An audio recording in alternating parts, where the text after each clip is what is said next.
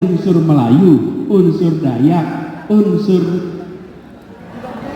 Madura, unsur Sunda, unsur Jawa, unsur Tionghoa, unsur Arab, unsur India, unsur Nusa Tenggara, semua unsur-unsur itu bersenyawa membentuk yang dinamakan Indonesia.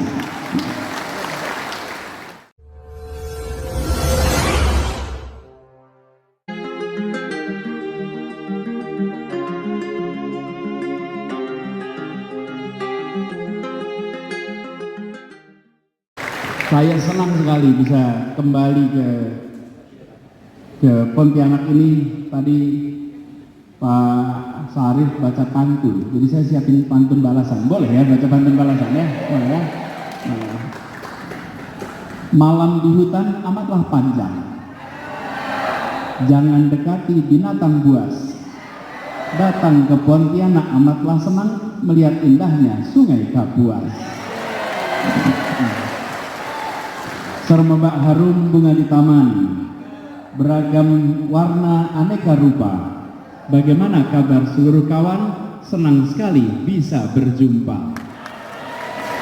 Alhamdulillah senang sekali bisa kembali ke Kalimantan Barat, ke Pontianak. Saya cerita sedikit, saya tadi perjalanan cerita dengan Pak Sarif. Dulu saya bekerja di tahun 2005 sampai dengan sekitar 2008, 2009, 2008 lah. Saya sering bolak-balik ke Kalimantan Barat. Waktu itu datang ke Pontianak, dari Pontianak jalan ke arah utara sampai Singkawang, Sambas, kemudian pernah ke utara lagi. Bahkan ketika mulai penempatan guru-guru, kita menempatkan guru di tempat yang paling ujung utara, namanya Kapuas Hulu. Kita menempatkan guru-guru di pelosok paling jauh tempat sana. Nah, senang bisa kembali di sini, dan pada kesempatan sore hari ini ada sebuah dialog kebangsaan. Pak Sarif tadi memulai dengan sebuah paparan yang luar biasa sekali. Apalagi di hadapan kita semua, ini semua unsur yang membuat Kalimantan Barat berwarna-warni. Dimulai dengan tarian yang modern tapi punya akar tradisional yang luar biasa. Beri tepuk tangan pada mereka yang menari tadi. Teman-teman semua, para simpul relawan dan seluruh pegiat pergerakan. Tadi apa yang disampaikan menarik sekali, bahwa bangsa kita adalah bangsa yang amat beragam, amat beragam. Keragaman yang kita miliki membuat bangsa kita merasakan keunikan. Tapi kita harus ingat, kita bukan paling beragam di muka bumi. Ada bangsa lain yang lebih beragam. Apa? Bapak Ibu lihat Afrika, bahkan Papua Nugini. Papua Nugini itu punya lebih banyak bahasa daripada kita. Afghanistan lebih banyak bahasa daripada kita. Lihat Afrika, banyak sekali bangsa, negara dengan bahasa lebih banyak daripada kita. Jadi ketika bicara tentang keragaman, ada banyak bangsa lain yang lebih beragam dari kita. Lihat India, banyak sekali bahasa di sana. Tetapi yang unik dari bangsa kita dibandingkan bangsa yang lain, kita bisa menyepakati hal-hal mendasar. Ketika 28 Oktober 1928 disepakati, 3 kesepakatannya. Pertama, menyatakan bertumpah darah satu tanah air Indonesia. Yang kedua, berbangsa satu bangsa Indonesia. Yang ketiga, berbahasa persatuan, bahasa Indonesia, bukan berbahasa satu, berbahasa persatuan, karena bahasa persatuan yang satu. Dan apa yang menarik? Menyepakati bahasa yang disampaikan Pak Sarif, menyepakati bukan bahasa yang penggunanya paling banyak, tapi menyepakati bahasa yang paling mempersatukan. Dan apa efek dari itu? Hari ini kita kumpul di ruangan ini bisa dengan satu bahasa persatuan tanpa harus ada penterjemah di belakang ruangan kita.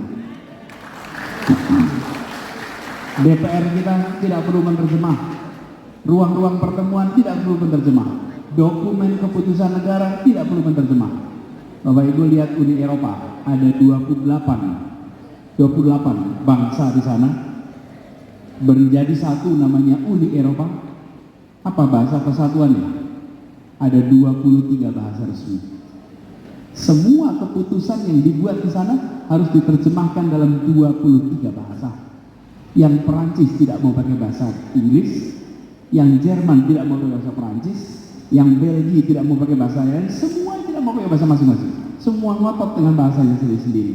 Apa yang terjadi? Mereka tidak mungkin memiliki kebersamaan seperti yang dimiliki oleh bangsa Indonesia. Jadi, yang kita harus sadari, kekuatan kita itu sesungguhnya pada persatuan. Persatuan itulah yang unik dari Indonesia. Keberagaman adalah ciptaan Tuhan, karunia Tuhan yang kita syukuri. Tapi persatuan adalah hasil usaha kita sebagai manusia. Kita memilih bersatu, bukan memilih bercerai, bukan memilih berpisah-pisah. Ini yang harus kita jaga. Dan menjadi Indonesia, kalau boleh saya analogikan, itu menjadi sebuah persenyawaan. Menjadi bangsa Indonesia itu persenyawaan, bukan sekedar bersatu. Apa persenyawaan itu? Ini kita yang dulu masih sekolah SMA barangkali ingat-ingat di pelajaran persenyawaan. Persenyawaan itu unsur yang berbeda berinteraksi membentuk unsur yang baru, bukan campuran. Kalau campuran dia tidak membentuk unsur baru. Kalau persenyawaan bercampur membentuk unsur yang baru. Unsur yang barunya itu berbeda dengan unsur pembentuknya, tapi ada komponen pembentuk ini. Bapak Ibu sekalian tahu air ya? Itu rumus kimianya apa kalau air ini? H2O. Ada hidrogen, ada oksigen. Hidrogen dan oksigen bersenyawa membentuk namanya air. Oke? Dalam air ada hidrogen, dalam air ada oksigen, tapi air bukan hidrogen dan air bukan oksigen. Air adalah unsur baru yang terbentuk dari itu. Sama, Indonesia adalah sebuah bentukan dari apa? Dari unsur Melayu, unsur Dayak, unsur Madura, unsur Sunda, unsur Jawa, unsur Tionghoa, unsur Arab, unsur India, unsur Nusa Tenggara, semua unsur-unsur itu bersenyawa membentuk yang dinamakan Indonesia. Indonesia bukan Jawa, Indonesia bukan Sunda, Indonesia bukan Dayak, Indonesia bukan Melayu, tetapi dalam Indonesia ada Melayu, ada Jawa, ada Batak. Itu sebuah kombinasi yang dahsyat. Ini tidak ditemukan di tempat lain. Jadi ketika sudah menjadi Indonesia, maka yang kita tonjolkan Indonesianya. Nah, seringkali tanpa kita sadari kita sudah menjadi Indonesia, tapi yang kita tonjolkan justru unsur-unsur pembentuknya tanpa kita sadari. Sehingga seperti kita bicara air, yang kita bicarakan hidrogennya, yang kita bicarakan oksigennya. Justru sekarang kita sudah menjadi Indonesia, dan itu harus dijaga. Bagaimana menjaganya? Persatuan itu dijaga dengan rasa keadilan. Rasa keadilan. Bagaimana menjaga persatuan dalam ketimpangan? Kalau ada yang punya persatuan dalam ketimpangan, saya pengen lihat contohnya. Kalau ada yang bisa membuat ketimpangan dan bersatu, kita lihat contohnya. Ketimpangan sulit sekali menimbulkan persatuan. Yang bisa menimbulkan persatuan adalah rasa kesetaraan, rasa keadilan. Itu yang akan bisa menjaga persatuan kita. Begitu ketimpangan terus-menerus melebar, maka muncul pertanyaan, mengapa kita bersenyawa kalau terus-menerus kita di bawah? Mengapa kita bersama kalau terus-menerus tidak mendapatkan apa-apa?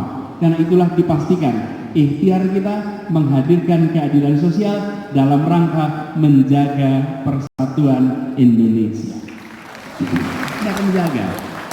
Jadi, Bapak sekalian, ini adalah sebuah tantangan kebangsaan. Nah, kami melihat saat ini kita di dalam sebuah fase punya kesempatan untuk melakukan perubahan dengan mengedepankan yang biasa kita dorong dengan rasa persatuan, karena inilah yang nanti akan menjaga keadilan, itu menjaga persatuan. Sebuah tantangan yang tidak sederhana, tapi saya salut bahwa di Kalimantan Barat sini telah terjadi sebuah ikatan kebangsaan yang luar biasa. Ini harus dijaga dan ini harus bisa menjadi contoh di tempat-tempat yang lain. Apakah ketika kita berjalan bebas masalah? Oh tidak. Ada fase-fase di mana kita punya masalah. Ada friksi, ada konflik, ada polarisasi. Tapi setelah itu bisa selesai, kita duduk bersama dan membuat babak baru. Dan kehebatan kita karena punya bahasa bersama. Bapak Ibu, apa yang unik dengan punya bahasa bersama, Bapak sekalian? Kalaupun ada konflik, kalaupun ada perbedaan, yang berbeda, yang berkonflik, duduk satu meja, membicarakan jalan keluar tanpa perlu penterjemah. Iya, di tempat lain kalau ada konflik antar suku, antar etnis, antar bangsa, apa yang terjadi? Pakai penterjemah, Bapak Ibu. Karena tidak bisa mereka berbicara satu sama lain. Kalau kita sama sekali, itulah yang membuat lem kebangsaan kita. Lemnya salah satunya adalah bahasa. Inilah kekuatan kita dan kita jaga sama-sama. Mudah-mudahan ke depan kita makin solid dan insya Allah dengan sama-sama mengikhtiarkan keadilan, maka persatuan akan makin kuat, kebersamaan akan makin kuat. Itu saja sebagai pengantar untuk dialog kita. Terima kasih perhatiannya. Assalamualaikum warahmatullahi wabarakatuh.